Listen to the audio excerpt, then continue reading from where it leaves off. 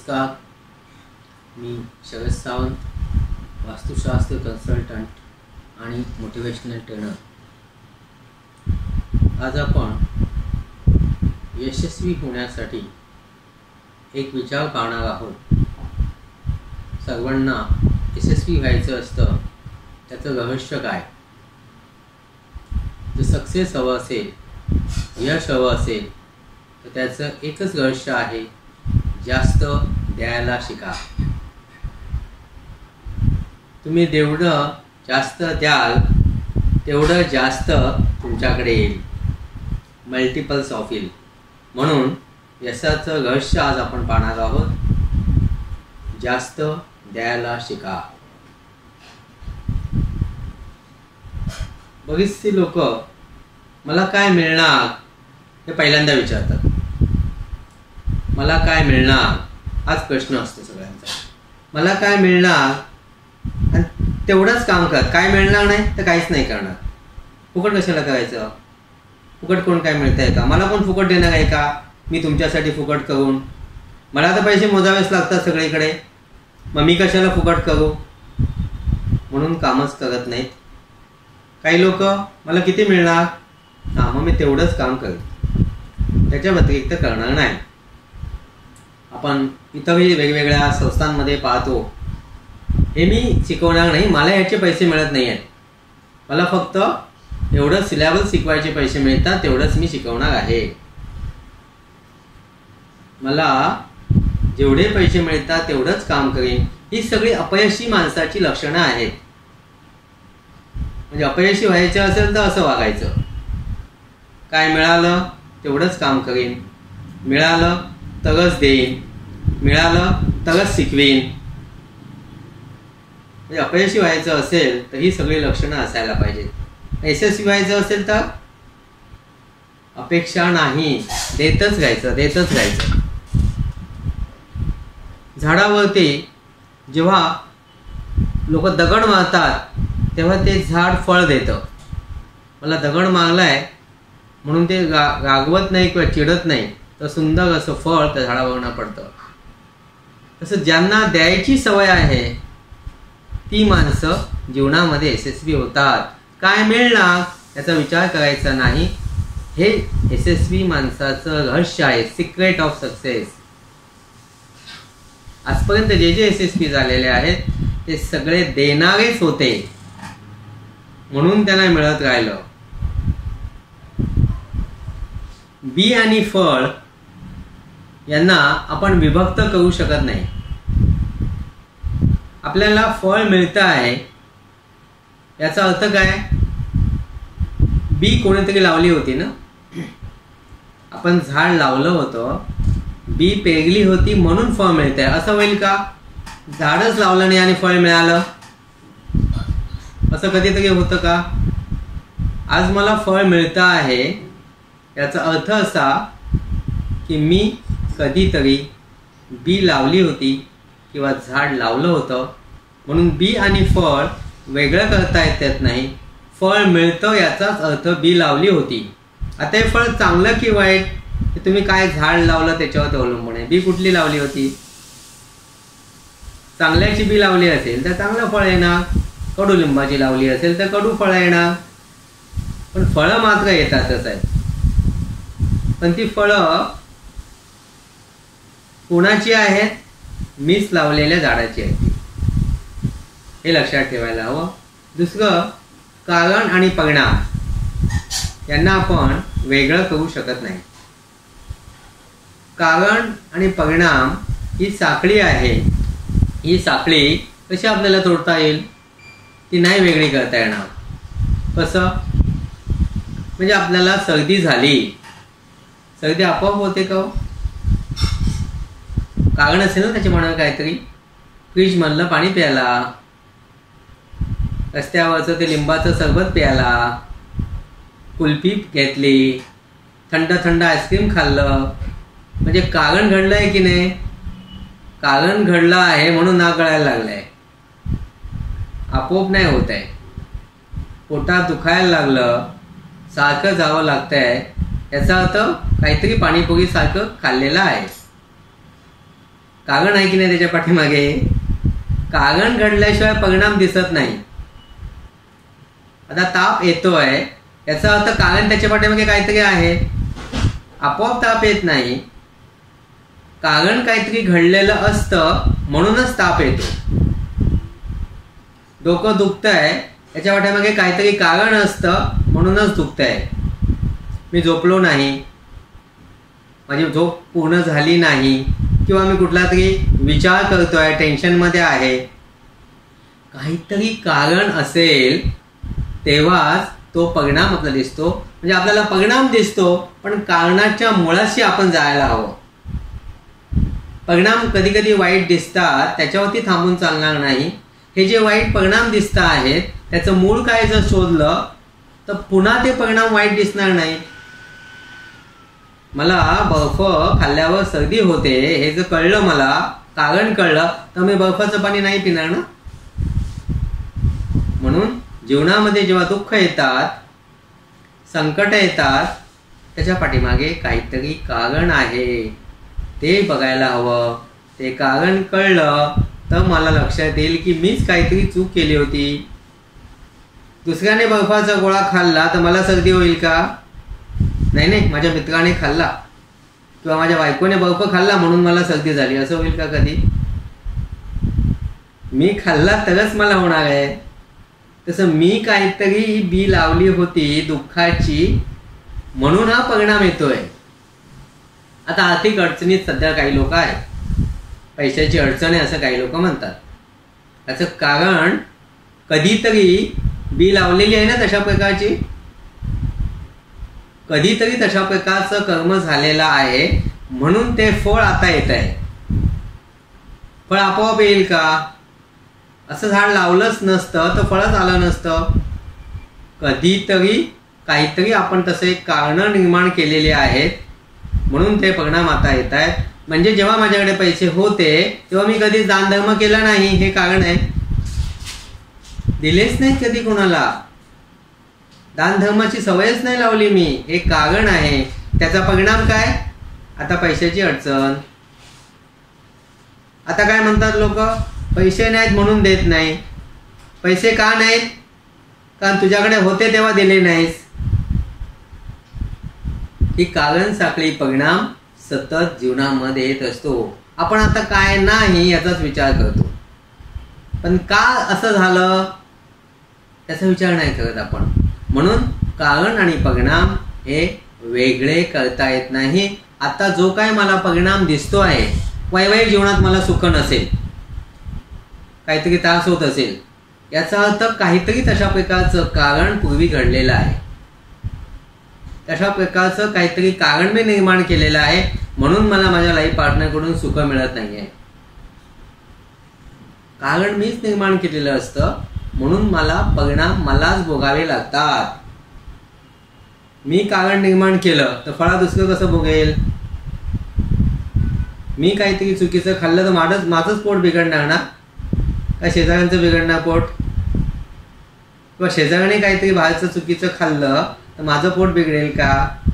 आत्ता माझं पोट बिघडलेलं आहे याचा अर्थ मी काहीतरी चुकीचा पदार्थ खाल्लेला आहे. म्हणून माझ्या जीवनामध्ये आता वैवाहिक जीवनात अडचणी असतील, आर्थिक जीवनामध्ये अडचणी असतील तर त्याला मी जबाबदार आहे. तशाच प्रकारचं काहीतरी कारण मी निर्माण केलेलं होतं म्हणून मला आता हे परिणाम भोगावे लागत आहेत, हे कळलं पाहिजे माणसाला. मग आपण कोणाला दोष देणार नाही, कारण माझ्या निर्माण केलेल्या कारणांचेच हे परिणाम मला आता भोगावे लागत आहेत, हे स्वीकारलं पाहिजे. हे कोण सांगतो आहे? इमर्सन हा सांगतोय की कारण परिणाम ही साखळी आहे, कॉज अँड इफेक्ट्स. बी आणि फळ यांचे संबंध आहेत. म्हणून आपल्याला जर यश हवं असेल तर काही लोक काय म्हणतात, त्याच्या बाबतीत ना अजिबात बोलू नका, मी काही करणार नाही त्याला अजिबात, मला खूप चढलाय त्या माणसाने, तो माणूस ना खूप वाईट आहे, मी बाकी काही करेन तुमच्यासाठी पण त्या माणसासाठी मला काही सांगू नका. तर इथे असं सांगितलेलं आहे की जर तुम्ही एखाद्या कृतज्ञ माणसाची सेवा कराल आणि जास्तीत जास्त सेवा कराल तर तुम्ही परमेश्वराचे ऋणी होता. ज्याने तुम्हाला खूप छळलाय, खूप त्रास दिलेला आहे, खूप फसवलं आहे, त्याचंच चांगलं करण्याचा विचार करा, त्यालाच मदत करण्याचा विचार करा. तो अडचणीत सापडलाय तर दुश्मन म्हणून न मानता चला त्याला मदत करूया आपण आता. मग काय सांगतं नियम, काय सांगतो, असं जर तुम्ही कृतज्ञ माणसाला, कृतज्ञ म्हणजे केलेले उपकार जाणत नाही तो कृतज्ञ, याला उपकारांची जाणीव नाहीये. खूप काही त्याच्यासाठी केलेलं होतं पण तो आता उलट फिरलेला आहे, पण तुम्ही मात्र उलट फिरला नाही. त्या कृतज्ञ माणसाला जेव्हा अडचण येते त्यावेळेला तुम्ही त्याच्या मदतीला धावून जाताय. त्याला पैसे देणं, त्याला इतर काही मदत करणं त्याच्या जीवनामध्ये, अशा प्रकारचं सगळं तुम्ही काही करताय. त्यावेळेला नियम असं सांगतो की परमेश्वराला तुम्ही ऋणी करता. परमेश्वराला दया येते, अरे या माणसाला किती छळलंय या माणसाने, तर ह्या म्हणून ज्याच्यासाठी काम करतोय, म्हणून परमेश्वराला कर्जदार बनवा. परमेश्वर कर्जदार होतो अशा माणसासाठी. जो कृतज्ञ माणसासाठी काम करतो त्याची जबाबदारी देव घेतो. देव म्हणतो की हा माणूस किती चांगला आहे, ज्याने याला छळलं, त्रास दिला, त्याच्यासाठीच हा काम करतो, म्हणून परमेश्वराला ऋणी करा असं सांगितलेलं आहे. परमेश्वराला कर्जदार बनवा. आणि परमेश्वराने कर्ज घेतलंय आपल्याकडून पुण्याईचं, मग तो परत देणारच आहे, तो काय फसवणार नाही आपल्याला. आणि मग तो आपल्याला अनेक पटीने परत देतो. आपल्याकडून कर्ज घेतलं असेल 100 रुपयाचं, आपल्याला देणार किती व्याजाने, 1000 पटीने.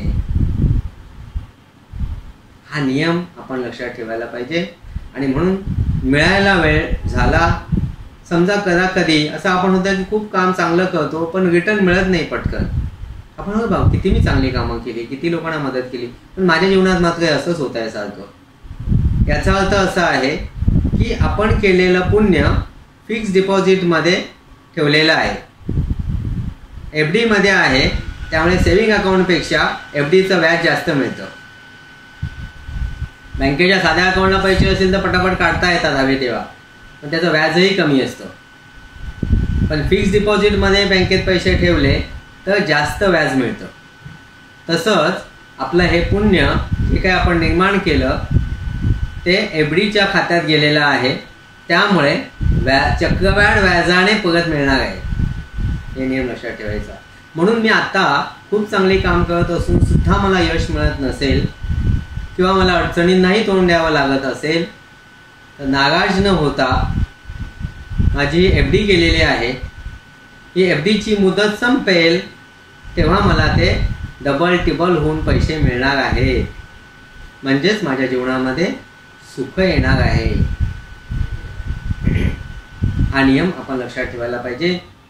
मग आपल्याला त्रास होत नाही. नाहीतर कधी काय होतं काही लोकांचं की मी एवढं करतो तरी मी मात्र मग दुःखी आहे, मी काम मी सगळं बंदच करतो, आता मी काही करणारच नाही, असं लोक करतात.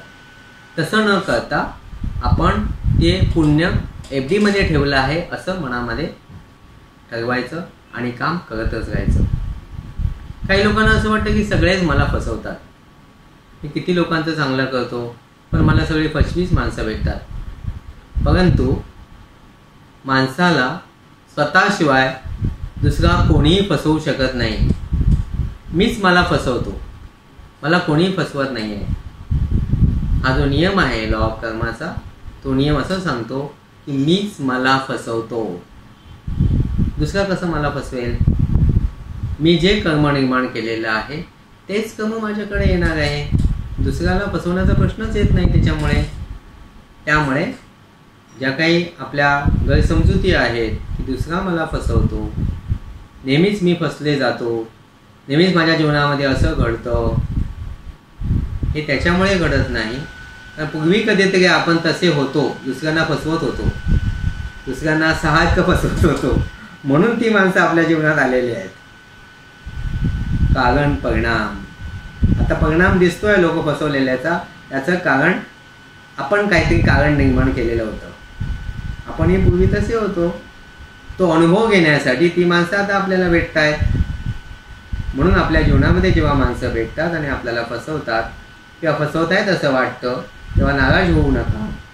कारण मी आणि मला कोणीही फसवू शकत नाही असं लॉ ऑफ कर्मामध्ये सांगितलेलं आहे. प्रत्येक जो व्यवहार होतो जीवनामध्ये त्याला साक्ष असते किंवा साक्ष ठेवतो किंवा विटनेस असं आपण म्हणतो. त्यामुळे आपण ज्या काही कर्म करतो त्याची अदृश्य स्वरूपामध्ये निसर्ग साक्ष असते, विटनेस असतो. भगवंत हा विटनेस असतो किंवा निसर्ग हा विटनेस असतो. आणि त्यामुळे आपण जे जे काही करू, चांगलं करू अथवा वाईट करू, त्याची नोंद निसर्गाने घेतलेली असते.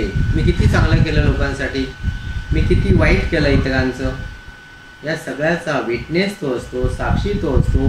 त्यामुळे तो सगळ्याची नोंद करून ठेवतो आणि मग त्याप्रमाणे त्याची फळं आपल्याला मिळत असतात. खूप माणसं हे माझं काम नाही, मी कशाला करू. ऑफिसमध्ये पण हा प्रकार खूप असतो. हा माझा विभाग नाही, मग मी त्या विभागामध्ये काम करणार नाही.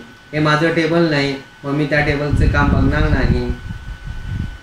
घरामध्ये सुद्धा एकत्र जर 2 जावा राहत असतील तर मग दोन्ही जावा वाटून घेतात. हे माझं काम नाही, ते तिचं आहे.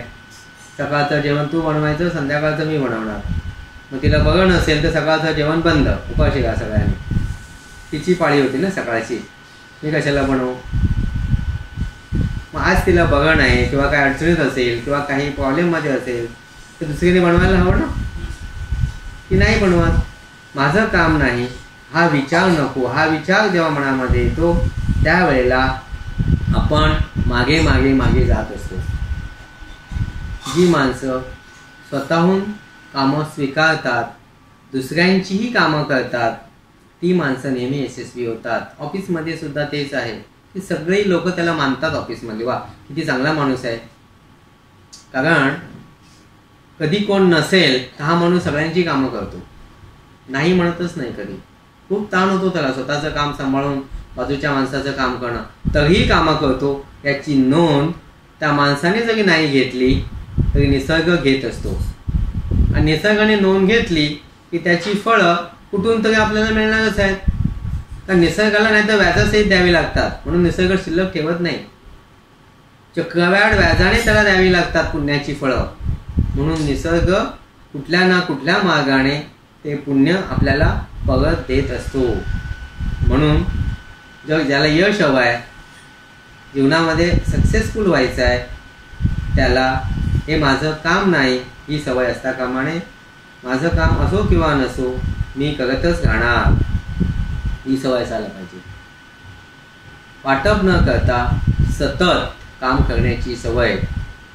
आम्हाला पण अनुभव येतो जेव्हा आम्ही ते वर्कशॉप घेतो त्यावेळेला. काही लोक एवढे ॲक्टिव्ह असतात, सगळ्यांची कामं करायला पुढे पुढे धावतात. काही लोक ठप्प बसून जातात हॉलमध्ये, अजिबात हलत नाही. मी कशाला येऊ, मी पैसे दिले आहेत ना, मी नाही काय करणार. अजिबात बसून असतात फक्त खुर्चीला चिकटून. पण काही जण मात्र सगळ्यांची कामं करत असतात. आपलं जेवण सांभाळून ती वेळ सांभाळून तेवढ्या वेळेमध्ये सर्व कामं करण्याचा प्रयत्न करत असतात. म्हणून ती माणसं जीवनामध्ये यशस्वी होतात. म्हणून जर जीवनामध्ये यशस्वी व्हायचं असेल तर मला इतरांसाठी काम करण्याची सवय लागली पाहिजे. जेव्हा मी माझा वेळ देतो इतरांसाठी, जेव्हा मी पैसे देतो इतरांसाठी, ते मल्टिपल्स ऑफ इफेक्टने माझ्याकडे परत येतात. पण मी म्हणतो नाही माझं काम नाही. त्यावेळेला तुमची जेव्हा अडचण असेल तेव्हा इतर लोक पण म्हणणार माझं काम नाही, तुझं तू बघ. एखाद्या माणसाकडे खूप जड सामान असेल आणि आपण त्याला जर मदत केली, त्याला मी घेऊ का, थोडंसं मदत करू का. जेव्हा आपल्याकडे जड सामान असेल तेव्हा कोणतरी आपल्याला मदत करायला येतो. जेव्हा मी म्हणतो मला काय करायचं आहे, त्यांनी कशाला एवढं वजन आणलं, झेपत नाही तर त्याचं तू बघेल. तेव्हा जेव्हा माझ्याकडे अशा प्रकारची संकट येतात, अडचणी येतात, तेव्हा मला सुद्धा कोण मदतीला येत नाही. कारण मी कधी तशा प्रकारचं पुण्यच केलेलं नसतं. म्हणून जर जीवनामध्ये यशस्वी व्हायचं असेल तर आपल्याला समाजासाठी काम करायची सवय लावली पाहिजे, फळाची अपेक्षा न करता. कुठली फळाची अपेक्षा असता कामाने काय मिळेल हा विचार नाहीये, फक्त देत राहायला पाहिजे. म्हणून जर यश हवं असेल तर देण्याचे मार्ग शोधा. मी कसं कसं देऊ शकेन हे लिहून काढा.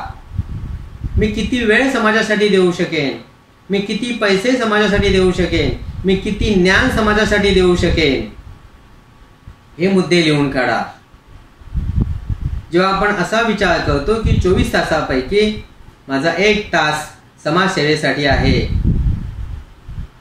समाजामध्ये लोकांना ज्ञानी बनवण्यासाठी आहे, तेव्हा माझ्याकडून पुण्याचं काम होतं आणि त्याची फळं आपल्याला मल्टिपल्स ऑफ इट परत मिळतात. मला जे काय उत्पन्न मिळत आहे त्याचा काही भाग मी समाजासाठी देईन. मला जे काय ज्ञान मिळालेलं आहे ते ज्ञान मी समाजासाठी देईन. ते देण्याचे अनेक मार्ग शोधा, मग आपण यशस्वी होऊ शकतो. आणि जे देत राहतात ते नेहमी पुढे निघून जातात, ते जीवनामध्ये यशस्वी होतात. आणि म्हणून लॉ ऑफ कर्मामध्ये सांगितलेलं आहे की मल्टिपल इफेक्ट्स नेहमी मिळतात.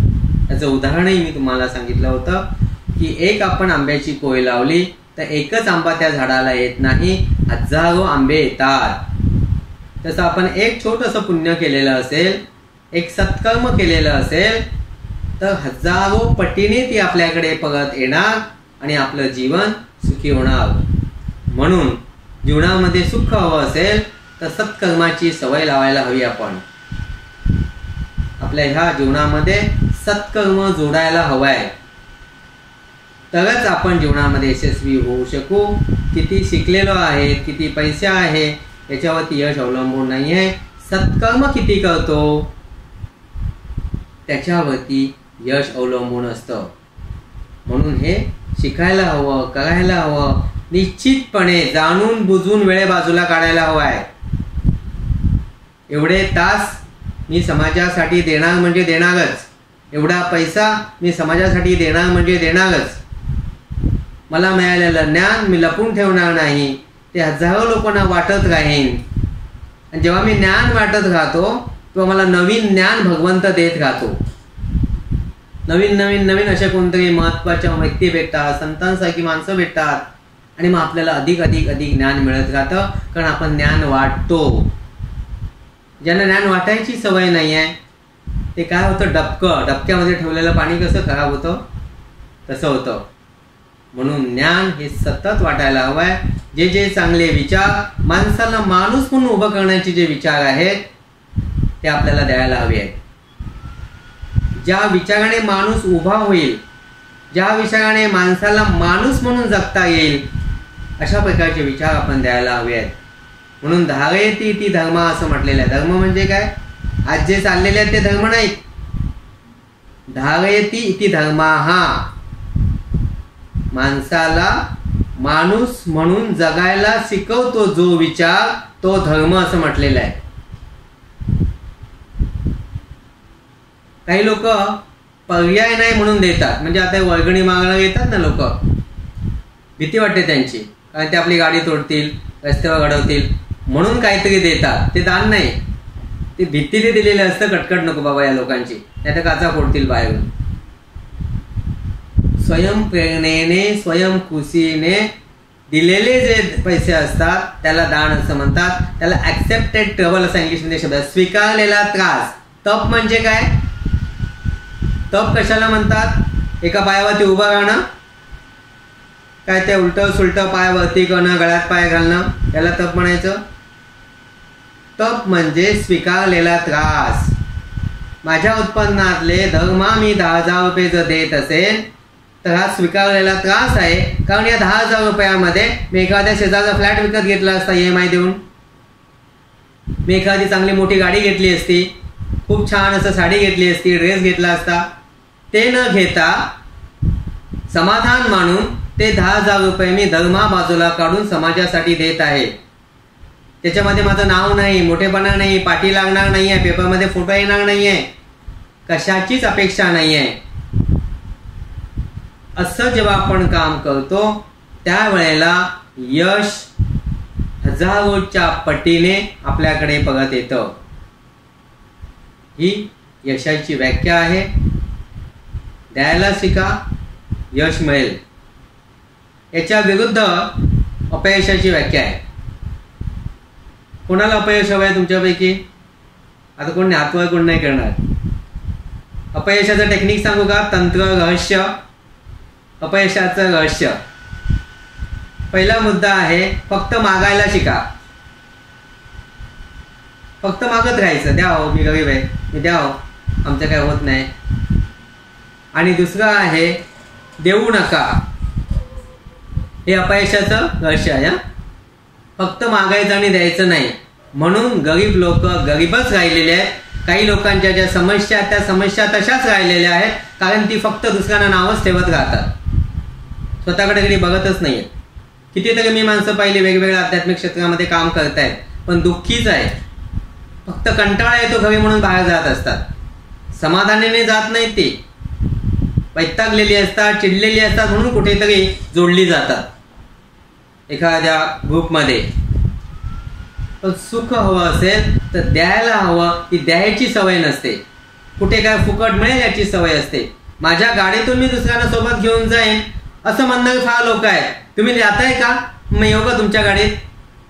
हेच वाट बघत असतात. पण तुमच्या गाडीत आल्यानंतर त्यांना काही पैसे देतो का आपण? हा नाही विचार करत. तुम्ही नाही येत का? मग बघते ती ताई जाते का? त्या ताईंची वाट बघत असतात. ही माणसं जीवनामध्ये नेहमीच अपयशी असतात, कारण फक्त मला कसं फुकट मिळेल याचाच विचार करत असतात. मी जात आहे, माझ्यासोबत 4 लोकांना घेऊन जाईन, ही ज्यांना सवय असते ती माणसं नेहमी यशस्वी असतात. म्हणून जीवनामध्ये लक्षात ठेवा, कृतज्ञ जरी एखादा मनुष्य असेल तरी त्याची सेवा आपण करायला हवं आणि भगवंताला ऋणी करायला हवंय, कारण तो सगळ्याची नोंद ठेवणार आहे. भगवंताला कर्जदार बनवायला हवंय आपण. म्हणून ज्याने आपल्याला त्रास दिला त्याची सेवा करायची आहे. दुसरा मुद्दा, मला काय मिळतं हे बघायचं नाही, सतत करतच राहायचं. जे काय द्यायचं आहे ते भगवंत आपल्याला देईल. तिसरा मुद्दा, कारण परिणाम आणि क्रिया आणि फळ याचे संबंध कधीही तोडता येत नाहीत.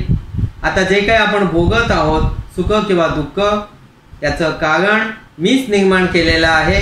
याच्या मुळाशी जावं आणि पुन्हा तशा प्रकारचं कारण निर्माण होणार नाही याचा विचार करावा. ज्यांच्यामुळे दुःख मिळत आहे असं वाटतं त्यांना दोष देऊ नये. आपलं कोणच वाईट करू शकत नाही. मीच माझं वाईट करू शकतो. फक्त मीच माझं डेस्टिनी चेंज करू शकतो. दुसऱ्याच्या कोणाच्या हातात काय? निसर्गाशिवाय. निसर्ग सुद्धा वाईट करत नाही. आपण जे झाड लावलेलं आहे त्याचीच फळं देतो. तुम्ही झाडच जर काटेरी लावली असतील, कुंपणाला तर काटेच लागणार ना. जर तुम्ही मोगऱ्याची किंवा सुंदर झाडं लावलीत, तुळशी लावल्यात, तर सुंदर तुमचं आरोग्य पण चांगलं राहील. आपण काय लावतो ते महत्वाचं आहे. म्हणून मला जे सध्या परिणाम भोगावे लागत आहेत, हे परिणाम काहीतरी मी कारण निर्माण केलं होतं त्याचे होते. जर मला आरोग्याविषयी त्रास असेल तर आरोग्यासाठी इतरांना मदत केली पाहिजे. काही लोकांना सतत पैसे द्यावे लागत आहेत आरोग्यासाठी डॉक्टरला. याचा अर्थ असा की मला सुद्धा लोकांना मदत करणं आवश्यक आहे, की ज्यांना गरज आहे आरोग्यासाठी, गरीब लोकांना. मला शिक्षणामध्ये अडचणी येत असतील, माझ्या मुलांची शिक्षण होत नसतील, अभ्यासामध्ये लक्ष लागत नसेल, तर मला इतरांची जी गरीब मुलं आहेत, खरोखरच पैसा नाही आहे, त्यांच्या शिक्षणासाठी मदत करणं आवश्यक आहे. हे विषय तुम्हाला खूप आवडला असेल तर हा व्हिडिओ लाईक करा, शेअर करा आणि शोध मनशांतीचा हे चॅनल सबस्क्राईब करा. त्यामुळे तुम्हाला तुमच्या जीवनामध्ये यश मिळण्यासाठी सतत मार्गदर्शन मिळेल आणि तुम्ही जीवनामध्ये नेहमीच यशस्वी व्हाल. धन्यवाद. Thank you very much. विनायक वास्तू जेथे सुख समृद्धी तेथे. विनायक वास्तू जेथे सुख समृद्धी तेथे, दुःख निराशा निघून जाई शांती नांदते तेथे, दुःख निराशा निघून जाई शांती नांदते तेथे। विनायक वास्तु कन्सल्टन्सी, विनायक वास्तु कन्सल्टन्सी, विनायक वास्तु कन्सल्टन्सी, विनायक वास्तु कन्सल्टन्सी।